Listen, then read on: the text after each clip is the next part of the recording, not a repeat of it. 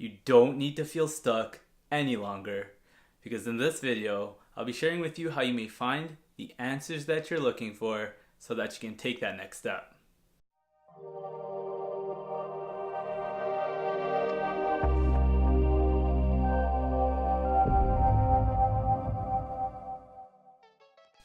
What is up, Ascenders? Bryan from TogetherWeAscend.com here, back with another video. And in this video I want to talk about a place that I know many people have been before, and that's the place of feeling stuck. I've been in this place myself many times in the past, and actually the reason why I wanted to talk to you guys about this is because it was only just a few days ago when I found myself back in this place. See, I was feeling a bit unsure around what that next step for me was. This is strange for me because I'm usually pretty confident with regards to the path that I'm on and what I need to do. But every so often, this feeling of just being unsure comes back around. But I was able to get through this because I came back to the very thing that has helped me out of this place before. And that's in knowing that if you ever lack clarity around what that next step is, it's because you simply lack faith and confidence in yourself, the confidence that the answers that you're looking for is found within.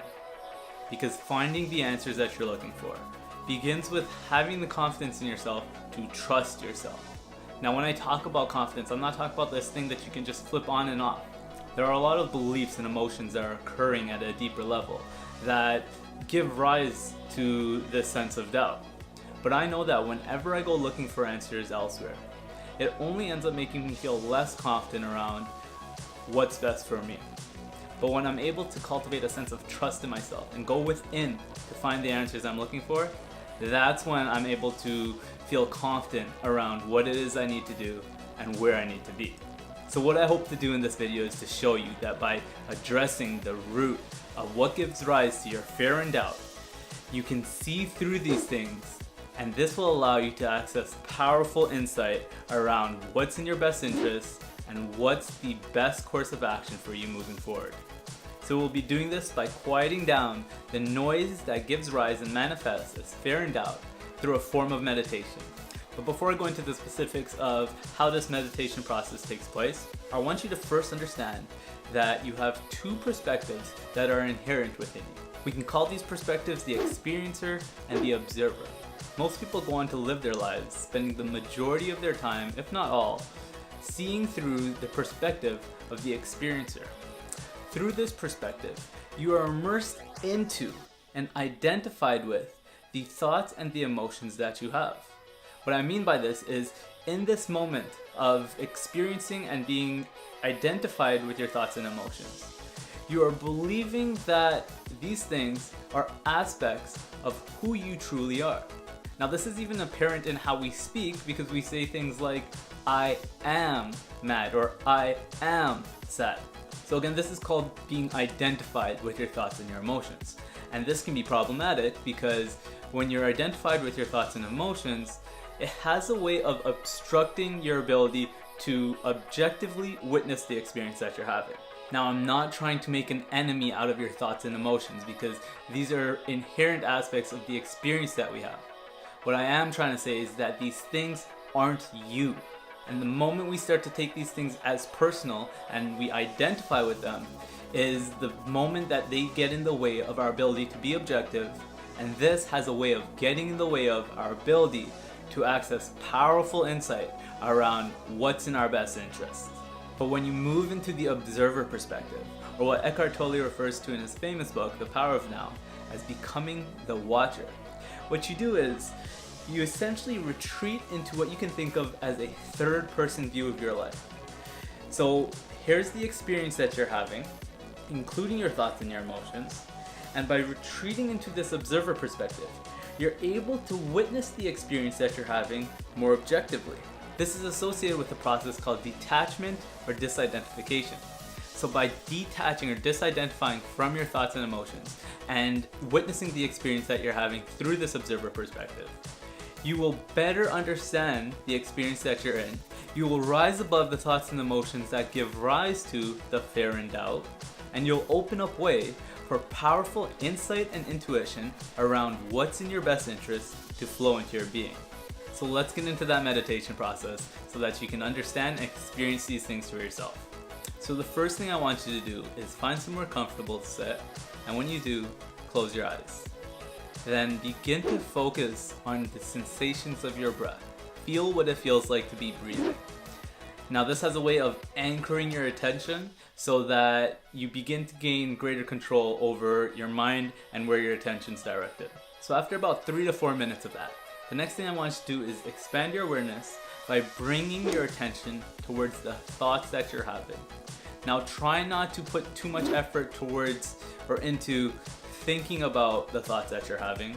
Rather, I want you to passively just observe the thoughts that naturally come up. If you don't have much or any experience with meditation, you probably will find it a little bit difficult to maintain focus here. Because the way that our thoughts tend to work is we'll have a thought, and that thought will lead it to another thought, and then another, and so forth. And this all happens without us really being conscious of or in control of the thoughts that we're having. So again, I just want you to observe the thoughts that come up. An analogy that meditators often come back to is view your thoughts like you would a passing cloud. It comes into your awareness, and as it does, you observe it, but as it passes by, you allow it to pass by without being taken along with it or being distracted by it. It just passes by through your awareness. If you're having trouble maintaining focus here, one thing that you can do is label each thought that you have with something that describes it. So for example, if you have the thought, my back hurts, you might label that thought about discomfort. Or if you have the thought, I wonder if this is gonna help, you might label that questioning thought. This is just a way of keeping you a little bit more engaged with observing your thoughts, which might help with your focus. So you're gonna do this for about 3 to 4 minutes as well. And then you're going to move on to the next step, which is bringing your attention to what it is you're feeling, to your emotions. So you're going to do something similar here. For 2 to 4 minutes, you're going to observe what it is you're feeling and put labels on the emotions that you're having. So this practice of bringing your attention to and being attentive to the thoughts and the emotions that you're having will heighten your awareness around them, which will lead into that detachment or disidentification process that I was referring to. So again, through this process, when you watch the thoughts and emotions and observe what it is that you're thinking and feeling, try not to be immersed into them. Rather, step back, observe them, and observe them objectively. And what you'll find is, as you do this, you'll experience yourself rising above these thoughts and emotions that lead into the fear, doubt, and insecurity around what those next steps are for you. So once you feel like you're ready and you feel like you've decently detached from the thoughts and emotions that you're having, and know that you'll probably be bouncing back between the two, from being detached and being immersed into them. Even the most experienced meditators experience this. But once you feel like you're ready, I want you to move on to the next step, which is invite in the faith and the trust in yourself that you know what that next step is. What feels most right? What action will taking make you feel most aligned and happiest in this moment? Don't let concerns of the consequences hold you back. Because I can assure you, if you act on what feels most right in this moment, you will always be fulfilled with the decisions you make. I'm telling you guys, the answer is right there in front of you.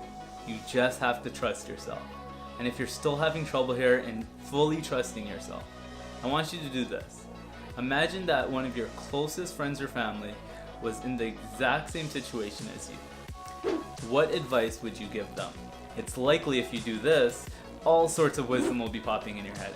And this is because it's so much easier for us to give advice to someone else than for us to take it ourselves, because again, fear gets in the way.